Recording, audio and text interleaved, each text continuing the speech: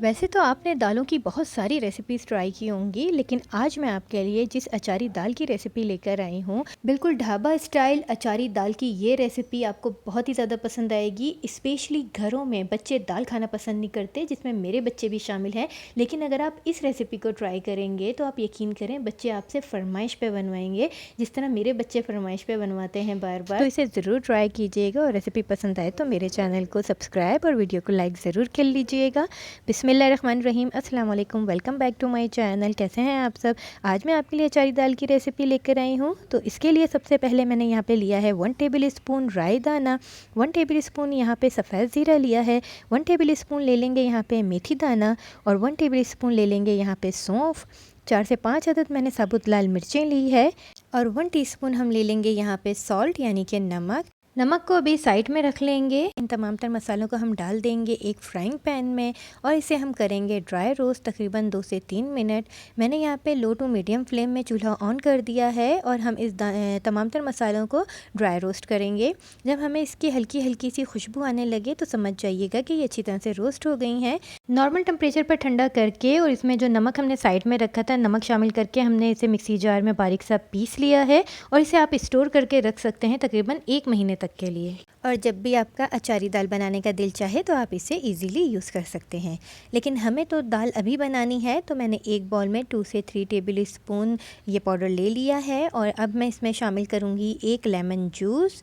Lemon ज़रा juicy लीजिएगा, उसका अच्छे से जूस निकलेगा। फिर हम इसे अच्छी तरह से मिक्स कर लेंगे मसाले में और फिर अच्छी तरह मिक्स करने के बाद फिर यहाँ पर हम लेंगे तकरीबन 6 से 7 अदद हरी मिर्चें। हरी मिर्चों का साइज़ थोड़ा बड़ा लीजिएगा क्योंकि हमने ये मसाला इन मिर्चों में भरना है। मिर्चों की इस तरह से ऊपर से डंठल काट लीजिएगा और इस तरह से इसे कट कर लेंगे।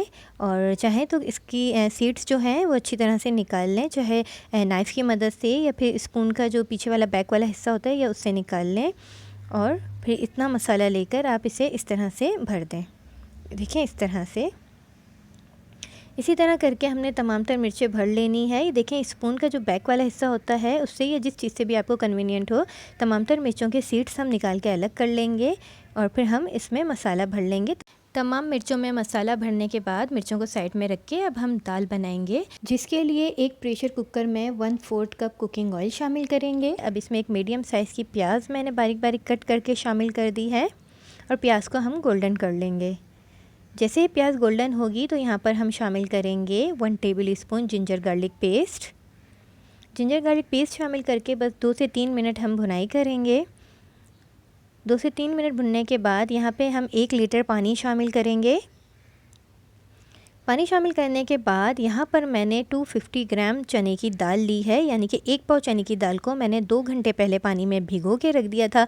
पहले दाल को मैंने अच्छी तरह से वॉश किया 4 से 5 पानी में और फिर उसके बाद मैंने पानी में भिगो के रखा और उसी पानी के साथ मैंने दाल शामिल कर दी। अब इसमें हाफ़ टेबल स्पून नमक और हाफ़ टी स्पून मैंने टर्मरिक पाउडर शामिल किया है। 1 टीस्पून इसमें रेड चिली पाउडर शामिल करेंगे और 1 टेबल स्पून हम इसमें शामिल करेंगे वो अचारी मसाला जो हम मिर्चों में भर रहे थे, उसमें से मसाला जो बच गया था तो वो 1 टेबल स्पून मैंने इसमें शामिल कर दिया ताकि दाल में हल्की सी खटास आ जाए। अब इसे अच्छी तरह से मिक्स कर लेंगे और प्रेशर कुकर चढ़ा देंगे। प्रेशर कुकर में हम दाल 20 मिनट के लिए गलाएंगे। दाल 20 मिनट में बहुत अच्छे से गल जाएगी। 20 मिनट के बाद प्रेशर कुकर चेक करेंगे तो देखें खोलकर मैंने चेक किया तो दाल अच्छी तरह से गल गई है, लेकिन अभी साबुत नज़र आ रही है। लेकिन ये अच्छे से गली हुई दाल है, तो इसे किसी लकड़ी के चम्मच से या विस्क की मदद से दाल को अच्छी तरह से स्मूथ कर लेंगे, यानी पानी अलग और दाल अलग नज़र ना आए, इस तरह से स्मूथ सी कंसिस्टेंसी हो जाए। इसे कढ़ाई में मैंने ट्रांसफ़र कर लिया। अब दाल में शामिल करूँगी 1 टीस्पून पिसा गरम मसाला, जिसमें साबुत तमाम तर गरम मसाले होते हैं, उसे मैंने पीस लिया और पाउडर फॉर्म में जब ये बन गया तो वो शामिल कर दिया। अब इसमें हाफ़ बंच में डालूंगी फ्रेश कोरिएंडर यानी हरा धनिया के पत्ते। दाल में हरा धनिया के पत्ते थोड़ा ज़्यादा अच्छे लगते हैं, इसलिए मैंने इसमें हाफ़ बंच हरा धनिया के पत्तों को अच्छी तरह से धोकर शामिल कर दिया। मिक्स करेंगे इसे। अब यहाँ पर हम भगार की तैयारी करेंगे, जिसके लिए मैंने एक फ्राइंग पैन लिया है जिसमें हाफ़ कप मैंने लिया है कुकिंग ऑयल। कुकिंग ऑयल में हम वो मिर्चें शामिल कर देंगे जो हमने पहले से भर के रखी हुई थी। कुकिंग ऑयल गर्म होकर इसमें मिर्चें शामिल कर देंगे और इन मिर्चों को हमने थोड़ा सा फ्राई करना है ताकि मिर्चों का थोड़ा सा ऊपर से कलर चेंज हो जाए, जिसके लिए ऊपर से एक लिड लगा देंगे। बस 1 या 2 मिनट हम हल्की आंच में मिर्चों को रखेंगे। देखिए मिर्चों का थोड़ा सा कलर चेंज हो चुका है और मिर्चें थोड़ी सी सॉफ्ट हो चुकी हैं। अब इसमें हम 4 से 5 अदद साबुत लाल मिर्चें शामिल करेंगे, जिससे कि बहुत अच्छा भगार बनता है। इसे बस 2 से 3 मिनट हम पकाएंगे और इसमें हम 1 टेबल स्पून शामिल करेंगे जो हमारा अचारी मसाला तैयार किया हुआ रखा हुआ है। उसमें से 1 टेबल स्पून हम अचारी मसाला डाल देंगे। इससे बहुत ही अच्छा टेस्ट और खुशबू दाल में आएंगी और बहुत ज़्यादा टेस्ट इन्हेंस होगा।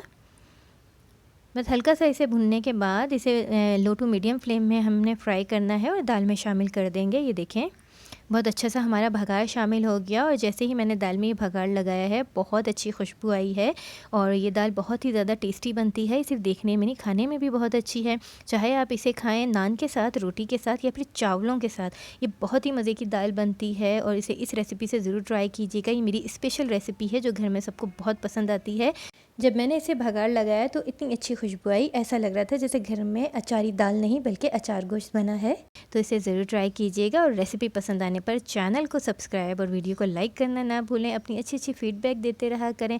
नेक्स्ट वीडियो तक के लिए इंशाल्लाह ताला इजाज़त दीजिए, फिर हाजिर होंगी। Thanks for watching my video. अल्लाह हाफिज़, जज़ाकल्लाह।